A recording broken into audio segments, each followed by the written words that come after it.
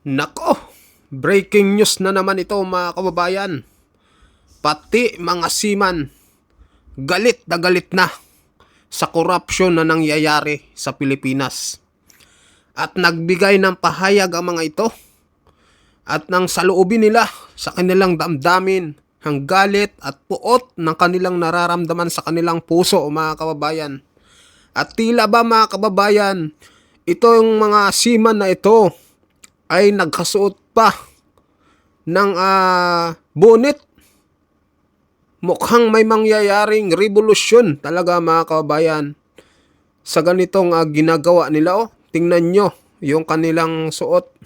Base lang po ito sa aking mga nakikita mga kababayan, dahil sa sobrang galit na talaga, dahil sa kawalang hustisya na ginagawa ng ating gobyerno patungkol dito sa korupsyon sa gobyerno, lalong-lalo na yung ginagawa ngayong hearing at sinuspindi na flood control projects mga kababayan.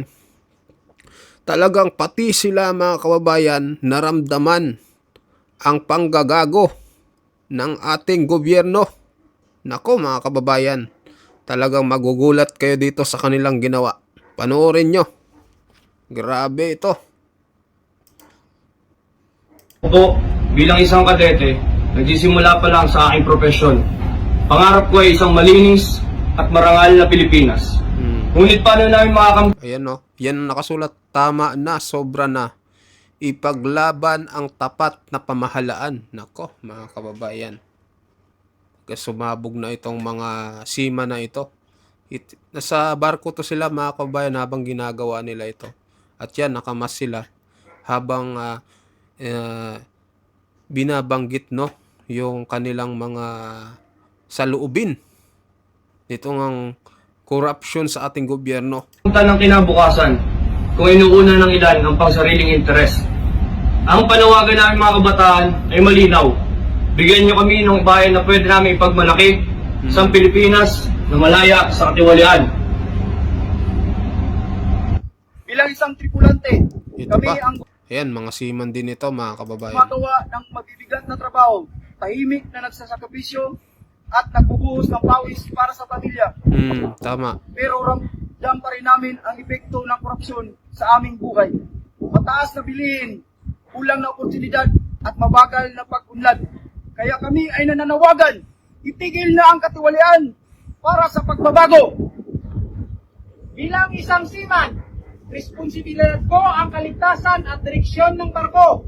Araw-araw kong nakikita na kung ang leader ay walang prinsipyo at tapat na pamumuno, ang buong barko ay maliligaw at mapahamak. Ganyan din ang ating bansa. Kung ang mga pinuno ay inuuna ang sarili kesa sa taong bayan, buong bayan ang nasasaktan. Corruption steals not only money, but also the trust and dignity of our people. Kaya kami ay nananawagan ng isang pamumuno na may malasakit, integridad at tunay na naglilingkod para sa kapakanan ng bawat Pilipino. Bilang chief engineer, alam ko kung gaano kahalaga ang disiplina at katapatan. Tulad ng barko, kung pabayaan ng kalawang, sisirain nito ang buong sistema. Tama. Ganyan din ang korupsyon sa ating bansa. Kaya mariing namin tinutulad ito at nananawagan ng tapat na pamumuno. On behalf of the Hood, I speak to you today. We stand firmly against corruption in our beloved Philippines. Though we are far at the sea, our heart remains anchored to our homeland. We seafarers know sacrifice. We face storms, endure long months away from our families, and work tirelessly to provide for our loved ones. Corruption steals not only resources, but also the dreams and dignity of every Filipino. Today, we raise our voice in unity with our fellow countrymen. We demand honesty, justice, and a leadership that serves the people with integrity. Mabuhay ang marangal ng paggawa ng Pilipino! Mabuhay ang Pilipinas! Walang korupsyon! Nako, mga kababayan, sabi yan, let us unite against corruption, mga kababayan. Anong masasabi nyo dito, no? Pati mga seaman, mga kababayan, naglabas na at lumabas na ng kanilang sama ng loob dito sa ating gobyerno. Grabe, nakakagulat ito, mga kababayan.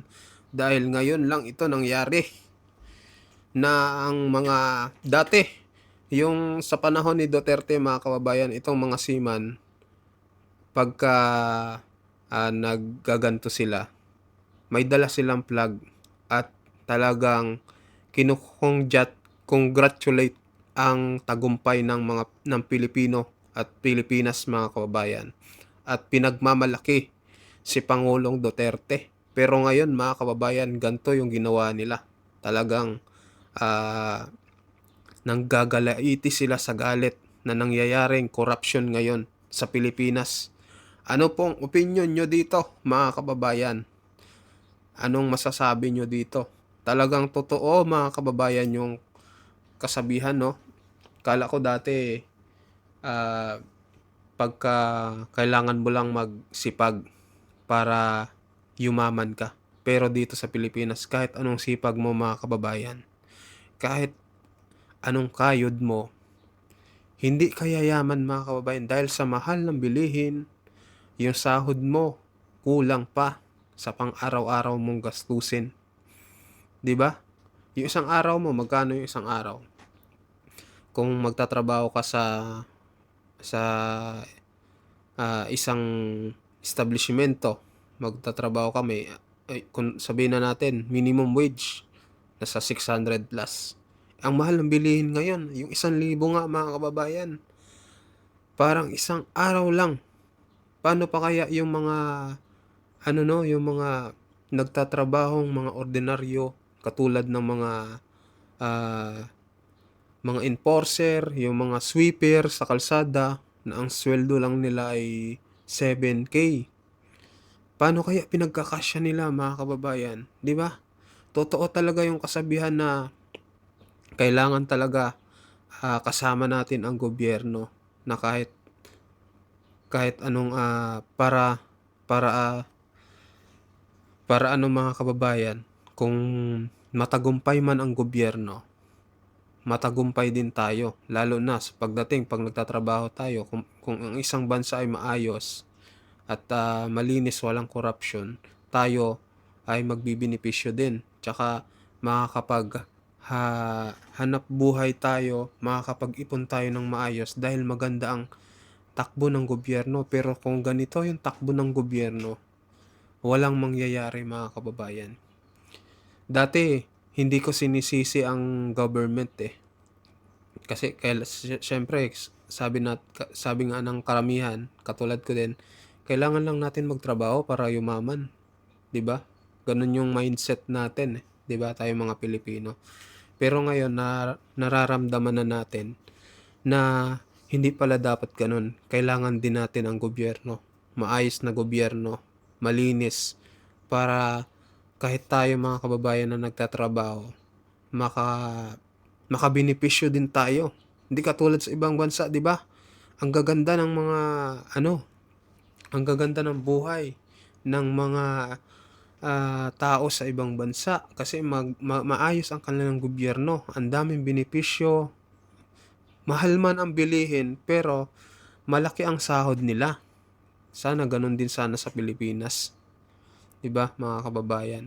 So kayo, kung ano opinion nyo dito sa ipinahayag ng mga seaman, mga kababayan. Grabe yung comment dito, sabi dito, ang AFP commander, bayad kaya? Duwag. Yun daw sabi dito, Don Medrico. Sabi, ignorante sa papel ng AFP, kamangmangan ang ninanais mo na makialam ang professional armed forces pag may mangyayaring hindi maganda sa bansa. Ano gusto mo ko hindi ko maintindihan. Dahil ayaw mo kay Marcos. Paano hindi aayaw, mga kababayan? Walang maayos na patakbo ang gobyernong ito. Talagang aayaw ka, mga kababayan. 'Di ba? Sa flood control lang makikita mo na yung corruption Flood control pa lang yan, wala pa yung ibang departamento. Di ba sabi nga ni Mayor Magalong sa DOH din daw, grabe yung korupsyon. Isusunod niya na nga daw eh. Di ba? Sabi pa dito, ano magagawa ng panawagan nyo? Wala nang pakialam sa inyo administrasyon ni BBM. Nako. Kaya nga nanawagan na sila para itong gobyerno ay mataranta na, mga kababayan. Mataranta na kasi ginagago na tayong lahat eh. Sabi pa dito, itong mga seaman ang pinagpirahan din ng corrupt na process ng government. Buhay din ang work nila. Totoo. Ang laki ng tax ng mga to, itong seaman. Talagang pinagkapirahan din to ng government, mga kababayan. Kaya may karapatan silang magsalita at ihayag ang kanilang mga nararamdaman. Di ba? Kaya nakatakas na ang mga magnanakaw. Nakatakas na talaga si Saldico. Hindi na yun uuwi. Sigurado.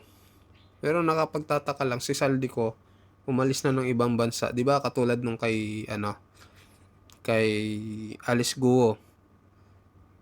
Ba't nila naharang yon? Ba't ito si Saldico hindi nila maharang-harang, mga kababayan? Hindi nila mahuli-huli. Si Alice Guo noon, ang bilis nilang mahuli, mga kababayan. Pero ito, si Saldico, parang hirap na hirap ang gobyerno. Nakakagalit. So, ayun lang po, mga kababayan. Ano pong masasabi nyo dito sa reaksyon at inihayag ng mga seaman? So, mag-comment kayo, mag-subscribe at i-like natin ang video na ito para marami pong makapanood. So, maraming salamat po sa inyong lahat, mga kababayan.